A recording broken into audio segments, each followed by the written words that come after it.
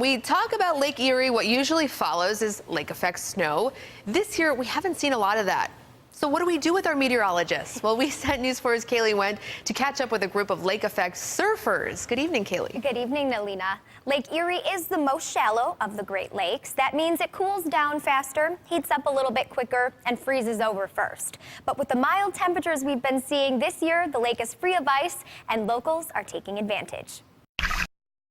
When you think of surfing, you think sun, sand, and waves. Out on Lake Erie, surfers were enjoying at least two of those things. There's really no feeling like being out in the waves, and you know, you're one with nature, and it's the most amazing thing you can do.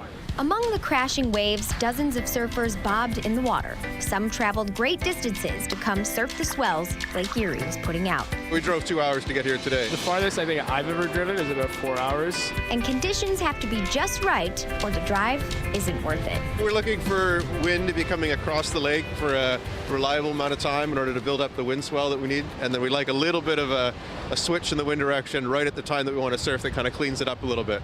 On Lake Erie, for optimal waves, a westerly direction is key.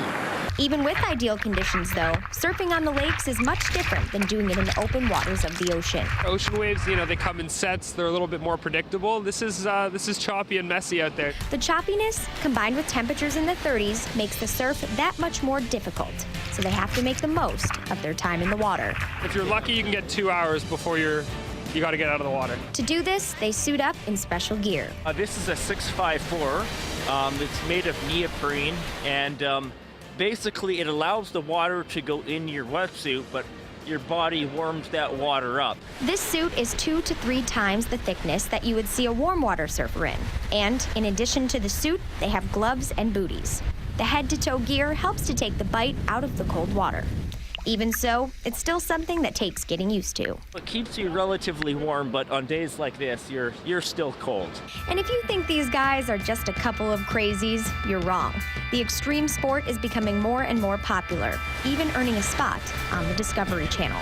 It's really taking off. We came here a few years ago and there'd be 1 or 2 people out, and now we can be out here and there's, 10, 20, 30 on a good day. And it's just nice. There's been a solid group of people surfing in Toronto, and there's like all these little communities all over the Great Lakes that have kind of been like disconnected. But now with social media, these communities are actually starting to connect. And if you want to get involved, one of the communities Antonio created is called Surf the Greats.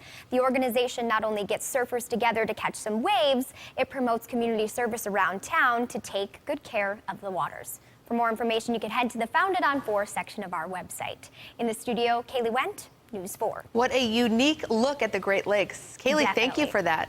Well,